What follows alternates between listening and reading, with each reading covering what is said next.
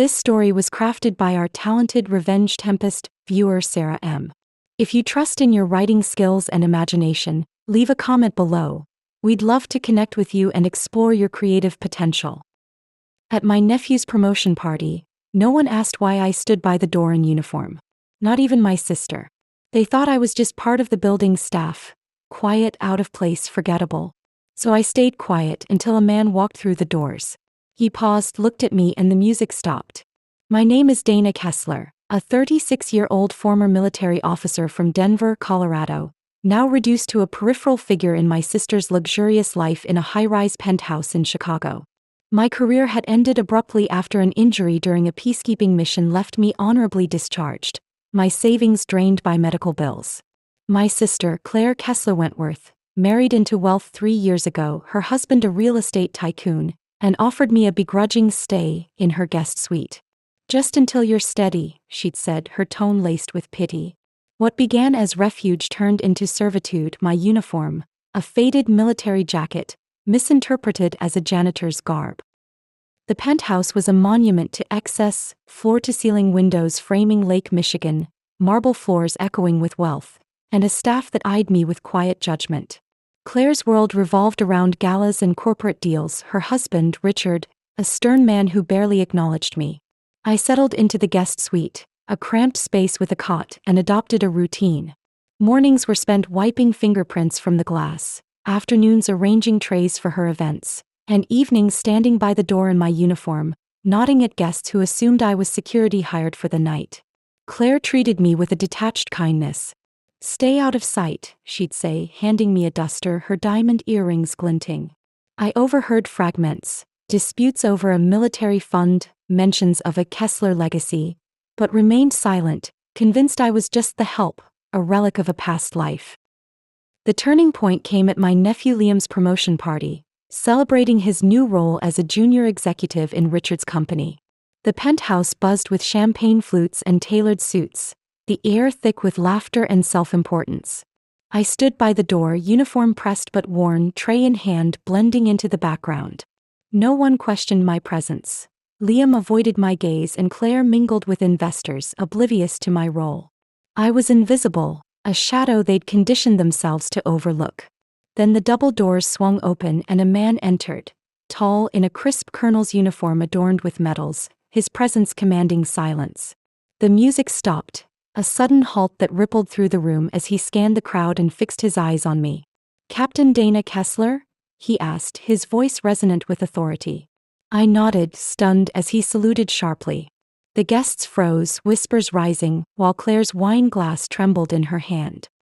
He introduced himself as Colonel James Ridley, a liaison from the Department of Defense, and handed me a sealed envelope.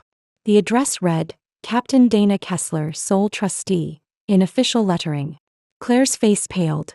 "What is this?" she demanded, stepping forward. I tore it open, my hands shaking, and read the letter. "You are the sole trustee of the Kessler Military Trust, established by General Margaret Kessler, deceased. Report to claim your inheritance and duties." The room went silent, the weight of the words sinking in. Margaret Kessler. My mother, a decorated general estranged after a family rift, her death a distant memory I'd buried. Claire's voice cut through. "That's absurd. This penthouse is ours." Colonel Ridley's tone was firm. "The trust, created before General Kessler's passing 7 years ago, names Dana as trustee. Your occupancy was provisional, pending her activation. You have 30 days to comply." The revelation struck like a mortar blast. This penthouse, the wealth, the influence, wasn't Claire's. It was tied to my mother's military legacy, left to me, her only daughter, a secret suppressed until now. Claire's reaction was volcanic. "You're a washed-up soldier, Dana. You can't take this," she snapped, her voice quivering with rage. Richard joined her, his face darkening. "We've built a fortune here. You'll destroy it." Colonel Ridley adjusted his cap. "The trust includes properties, funds, and a defense contract worth millions. Any resistance triggers a federal audit." The guests murmured, some intrigued, others shocked as Claire's control slipped. I stood rooted, the envelope crumpling in my fist, my mind reeling. This wasn't just a home, it was a duty and a challenge to the sister who'd reduced me to a servant. That night, I retreated to the guest suite, the letter's words echoing. The trust detailed assets, military properties, a pension fund, a contract for veteran support, valued at over $60 million, all willed to me after Claire's father squandered his share. Notes from my mother hinted at betrayal. Claire and Richard had intercepted the trust, forging documents to claim it, assuming I'd never recover. The sting was raw. I'd been living in my own inheritance, serving those who'd stolen it. I called Colonel Ridley, arranging a briefing, my voice shaky but determined. He warned of resistance. Claire's legal team was formidable and they'd fight with every tactic. Prepare for a war, he said. They'll use your injury against you. The next day I met my old army buddy Lena Ortiz, a logistics expert, at a diner.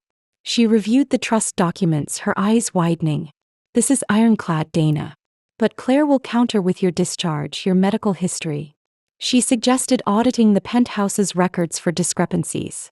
That evening, while Claire hosted a dinner, I slipped into Richard's study, finding a locked safe. Using a code from an overheard call, Liam's promotion date, I opened it, uncovering contracts with falsified signatures and a memo about silencing my claim. My name was marked inactive, proof of their intent to erase me. Footsteps approached and I hid as Claire entered, venting to Richard. She can't have it, she said. Leak her injury details. Paint her as unfit. My breath caught. They'd exploit my limp, my PTSD, to discredit me. I escaped unnoticed, the documents tucked away, my resolve stealing.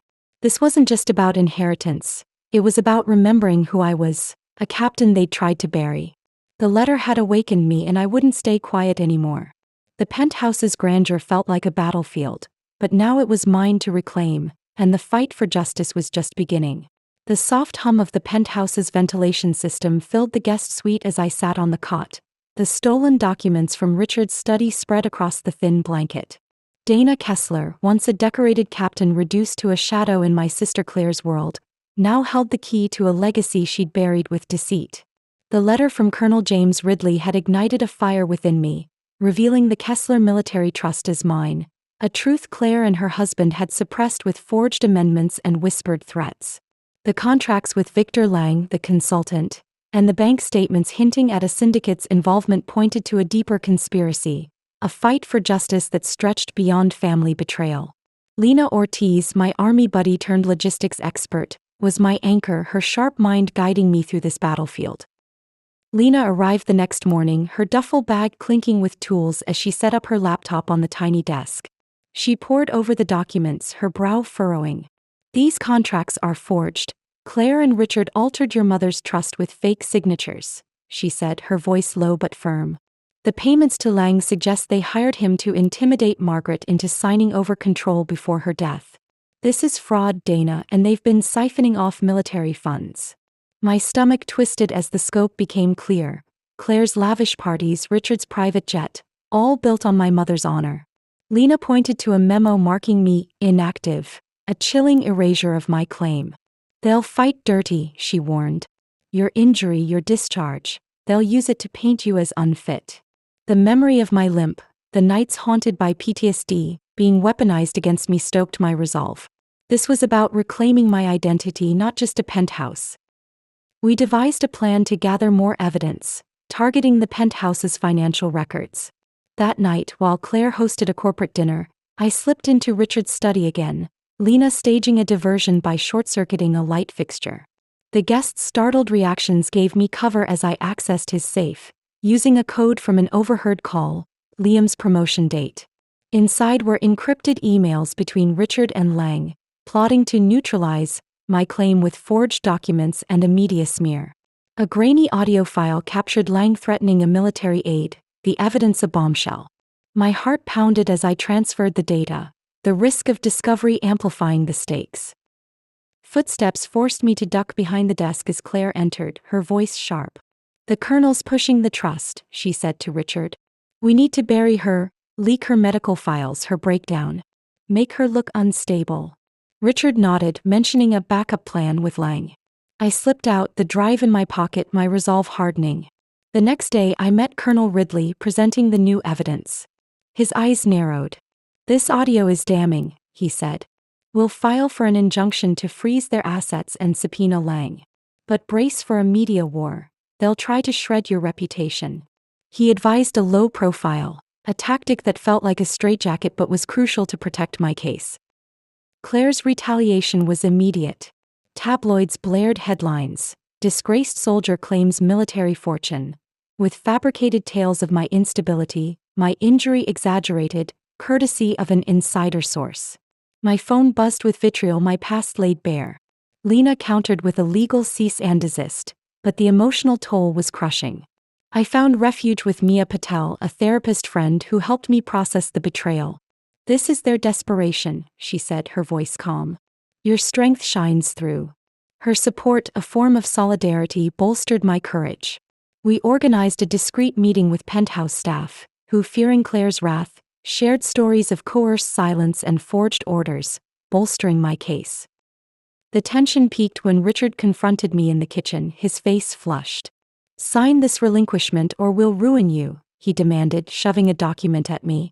I refused, gripping my mother's locket, a keepsake from before the estrangement, its weight a reminder of her trust. This is mine, I said, my voice steady. He stormed off, but I spotted a burner phone on the counter. Proof of Lang's direct line. Lena traced it to a private investigator with ties to a defense contractor syndicate, linking him to the consultant. This was a network of corruption and I was their target. With Mia's encouragement, I held a clandestine rally for staff support, their recorded testimonies strengthening my resolve. The fight for justice was personal, a journey of rediscovering who I was beneath their lies. That night I sat by the window, the city lights blurred by rain, and wrote in a journal the act of release. The penthouse, once a gilded cage, now felt like a war zone. Lena's plan included a court filing, but the threat of Claire's allies, Lang the syndicate, loomed large. I wore the locket, a talisman of my past, as I prepared to face them. The betrayal had stripped me bare, but it also forged a new identity. Trustee, warrior, heir. The next step was clear. Expose the truth and reclaim my mother's legacy, step by step, building a future rooted in justice. The rain outside softened, a whisper of renewal as I braced for the battle ahead. The rain tapped a gentle rhythm against the penthouse windows as I stood in the guest suite, the weight of the court filing pressing against my chest. Dana Kessler, once a captain dismissed as just security in my sister Claire's lavish world, had risen to claim a legacy forged in honor. The evidence, Victor Lang's audio confession, the forged trust amendment, staff testimonies, had set the stage for a legal showdown, while the burner phone's link to a defense contractor syndicate hinted at a broader war. Claire's tabloid attacks had scarred me, but they'd also sharpened my resolve. This was no longer just about reclaiming the Kessler military trust. It was about dismantling the corruption that had silenced my mother and nearly erased me, rebuilding a future where duty and truth reigned. The next morning I met Colonel Ridley and Lena in his office, a modest space adorned with military honors, the air thick with purpose. Ridley reviewed the evidence, his fingers pausing on the audio file. This is airtight, he said, his voice steady. Lang's admission, the offshore funds, the forged amendment. It's a clear case of fraud and extortion. But the syndicate will pull every string to protect their interests. He outlined a strategy. File for an injunction to freeze Claire's assets, subpoena Lang and syndicate contacts, and push for a public tribunal to expose the network. They'll target your credibility, he warned. Your injury and discharge will be their ammunition. The thought of my limp and PTSD paraded before a judge sent a chill through me, but Lena gripped my arm. We'll turn it into your badge of honor, she said. With Mia's counsel, we shaped a narrative, framing my resilience as proof of my rightful stewardship, a story of solidarity with veterans like me. The injunction filing unleashed a tempest. Claire burst into the guest suite, her face a mask of rage, a court summons crumpled in her hand. You think you can steal our life? She shouted, her voice echoing. Richard loomed behind her, his tone cold. Sign it over or we'll bury you, publicly, legally, completely. I stood firm, my mother's locket warm against my skin. You stole it, I said, my voice unwavering. I'm taking it back. They retreated, but I overheard Richard muttering about escalating with Lang. a threat that tightened my resolve. Lena traced the burner phone to Victor Lang's network, uncovering ties to a defense contractor syndicate funding Claire's lifestyle, a web profiting from her deceit. This was a conspiracy, and I was the obstacle they couldn't eliminate. The public tribunal arrived, a crucible of nerves and determination. Mia coached me tirelessly, her sessions blending therapy with trial prep. "They'll paint you as broken," she said. "Show them your steel." I rehearsed my testimony, recounting my mother's trust, the staff's accounts, the forged documents, each word a bulwark against their assault. The tribunal room was a sea of uniforms and suits, Claire and Richard flanked by high-powered lawyers, their confidence a fragile veneer. I took the stand, my voice trembling but resolute. "The Kessler Military Trust was left to me by General Margaret Kessler," I began. "My sister and her husband falsified her will, coerced her, and reduced me to a servant to hide the truth." The prosecutor played Lang's audio, his threat to the aid a visceral blow, followed by bank records showing millions diverted to the syndicate. Claire's lawyer countered with my past, my injury, my discharge, but I met their gaze. "Those battles forged my strength," I said. "I earned this trust." The gallery stirred, a wave of support rising. The turning point came when Lang testified, subpoenaed under pressure. His defiance shattered as he admitted forging documents for Claire, his syndicate ties spilling out, bribes, threats, a slush fund. The room buzzed as emails and financial trails emerged, linking Richard to the contractor's illicit gains. Claire's face drained of color, Richard's stoic mask crumbling. The tribunal recessed, but the verdict was near. Days later, the ruling declared me the sole trustee, assets unfrozen, and Claire and Richard faced charges of fraud, extortion, and conspiracy. Their legal team collapsed. The syndicate's influence crumbled under military and federal scrutiny. Justice was served, their power shattered, but the victory carried a bittersweet sting. My sister's betrayal left a lasting mark. With the legal battle won, I turned to rebuilding. The penthouse, once a prison, became a beacon of purpose. I sold off excess properties to fund Kessler Haven, a nonprofit supporting injured veterans and their families, echoing my own redemption. The staff, now allies, helped transform the space into a community center, its glass walls hosting rehab programs and job training.